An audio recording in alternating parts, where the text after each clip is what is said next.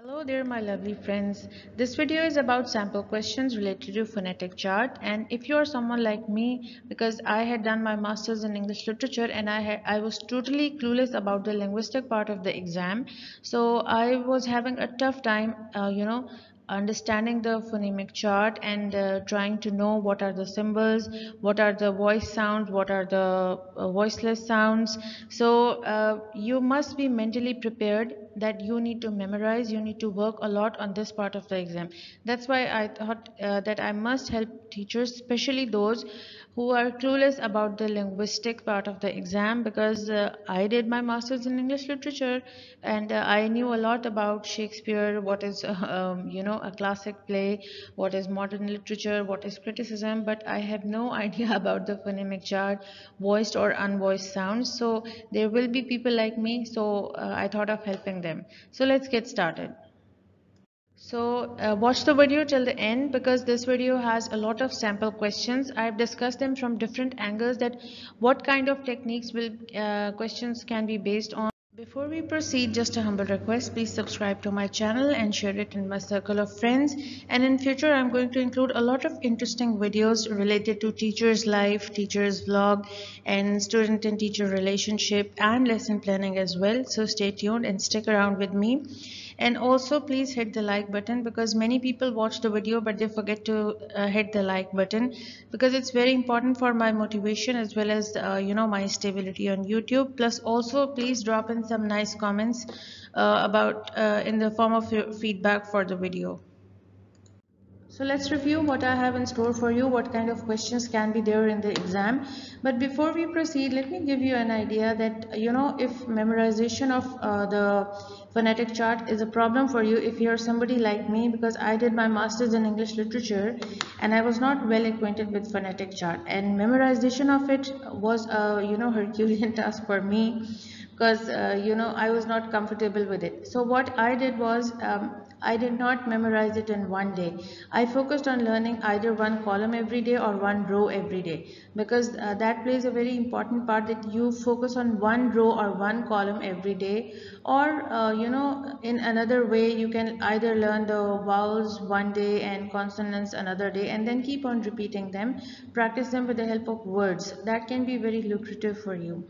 Okay, so let's review our question. Look at this IPA chart. Based on this IPA chart, how do you describe the sh sound in the word sheep?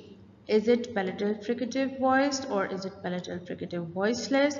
Is it dental fricative voiced, or is it alveolar fricative voiceless? So this question is related to the place of articulation basically, and in articulatory phonetics, the place of articulation means that which part of the vocal tract takes part in the production of a sound. So you need to learn these terms, and not only the terms, if you review the coming slide, you need to see the place of articulation, that from which place in our sound tract or the vocal tract the sound is produced. Is it dental, is it alveolar, or is it palatal or post alveolar? So depending on that, words are produced. Similarly, you can review them in detail. This is just a sample for you. You can Google it and you will find plenty of information along with the pictures, along with the examples. You can learn that. So let's review one of the examples. I've just included the slides for the people who are first timers, who are preparing for the exam for the first time, so that they are well prepared, and especially people like me who've done their masters in English literature and they don't know the intricacies of linguistics. So they better research, they better prepare properly, so that their exam is not a recipe of disaster for them, that they would say nobody informed us about that. So let's see what kind of articulation is alveolar. So this is the ridge where your teeth meet your gums. You can see the picture as well. So if you produce a sound somewhere here, this kind of sound would be produced. So you create alveolar consonants when you raise your tongue to the alveolar ridge to block or constrict the airflow. Here are some of the examples, such as n sound in no and man. T as in tab and rat. D as in dip and bat. So you can see where your tongue is and what kind of sound is articulated. That sound is called alveolar sound. Similarly, there is post-alveolar sound. You can research about it in detail. The idea here is to let you know that you need to know these technical terms, and once you've got the hang of it, then answering this part of the paper is going to be quite easy for you. For example, when you retract your tongue back just a bit from the alveolar ridge, the sound change enough to be recognized as distinct consonants. For example, sh in short and rash. Z in vision and measure. Similarly, ch in chick or match. J in jam or badge. So you can memorize these sounds. You need to know these technical terms, and you can also memorize them with the help of a picture.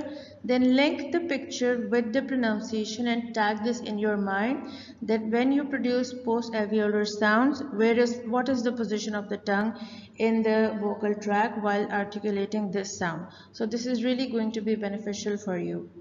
Similarly, there are palatal sounds. You can see the definition. The roof of your mouth is the hard palate, and you know it as the place that burns like hell when you eat pizza that is too hot. So you create palatal consonants when you raise the tongue to this point and constrict airflow. And English has only one palatal consonant, so it won't be hard to memorize. That is y in yes and year. So you can memorize it and you can see the place and draw a link between the place in your vocal tract. When you speak the word, when you articulate the sound, you can tag it in your mind that when you articulate this word yeah, what's the position of the tongue and what kind of sound is produced. That sound is called palatal sound. This is just an overview. There are many other sounds, so you can research about it, and you can learn the articulation of the place so that you don't have any problem in the exam. So let's review another type of question that you can get in the exam. Is the letter Z including voiced sound or voiceless sound? So you need to know what are voice sounds, what are voiceless sounds. A voiceless sound is the one that just uses air to make the sound and not the voice. For example, in the phonetic chart, in the consonant pairs part, if you say the word p, p, so no sound is produced. But if you say the word z, you can put your hand on your vocal cords and see that you can hear the vibration. So that is how you can discriminate between the voiced sounds and voiceless sound. Look at the definition here that I've gathered for you. You can tell if a sound is voiced or not by putting your hand gently on your throat, and when you say a sound, if you can feel a vibration, it's a voice sound. If you cannot feel a vibration, for example, if you say the word p, p, that is not voiced. So the Z sound is a voice sound because the vocal cords vibrate when you make this sound. I hope it's clear to you. Basically, the idea is to familiarize you with the kind of questions that you can get so you can memorize the difference between the voiced and voiceless sounds. So let's see another kind of question that can be there in the exam. So if you review this question, which word doesn't include the sound as per the phonetic chart?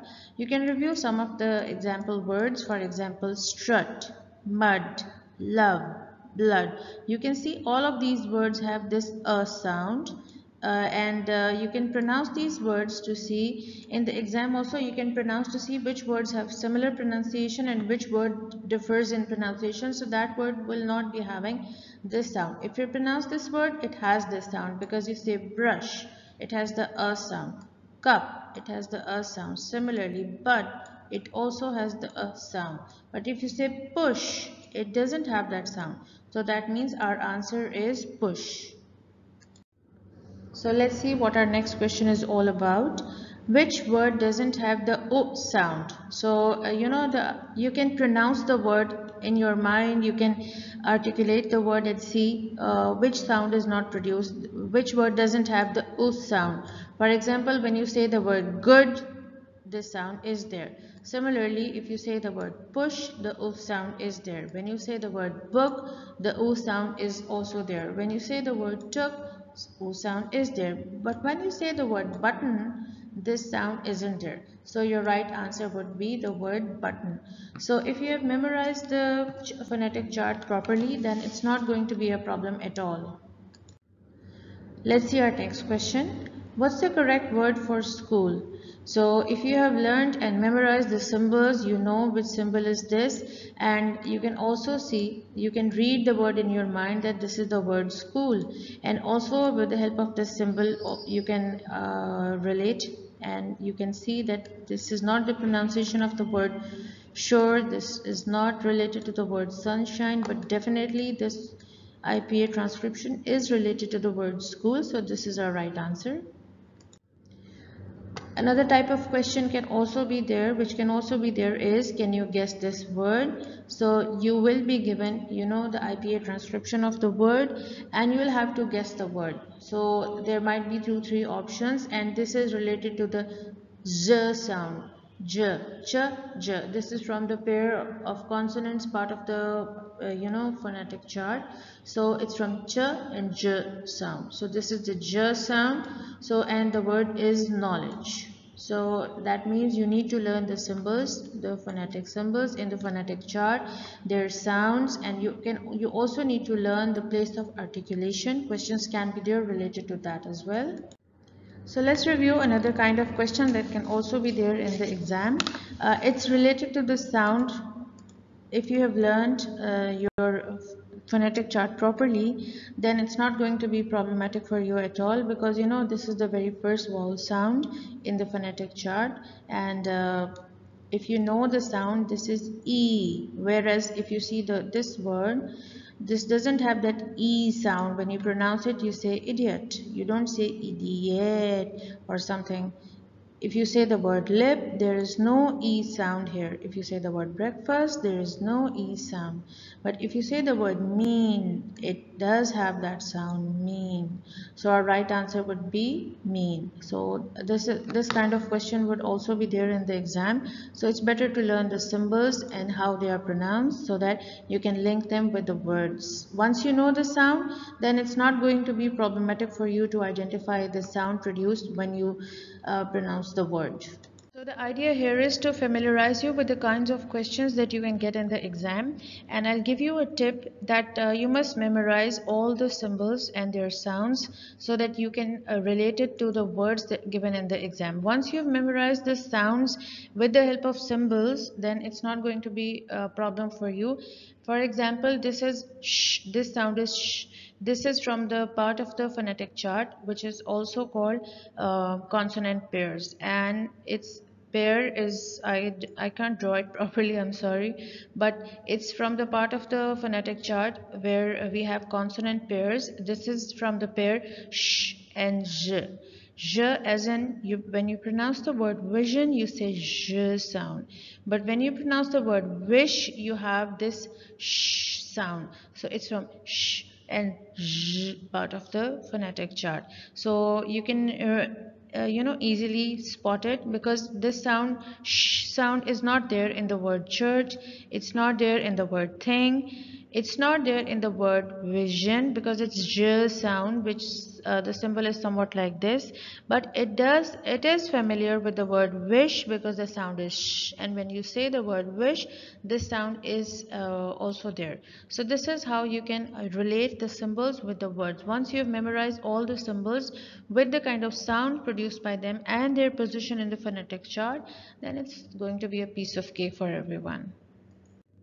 So that was all from my side. The idea was to let you know that what sort of questions can be there in the exam, and you're mentally prepared for it, and it's not going to be a shock for you. If you're someone like me who doesn't know anything about linguistics, then you really need to prepare yourself. You really need to give a lot of time to the memorization of the phonetic chart, learning the symbols and the sounds, and the toughest part would be to see the place place of articulation and to memorize those tough terms, but it's not that hard, trust me. You just need to give a little bit of time to it, and it's going to be a piece of cake to you. So best of luck from my side, but just a humble request, please like the video and drop in some nice comments, because I've put in a lot of my time preparing this video.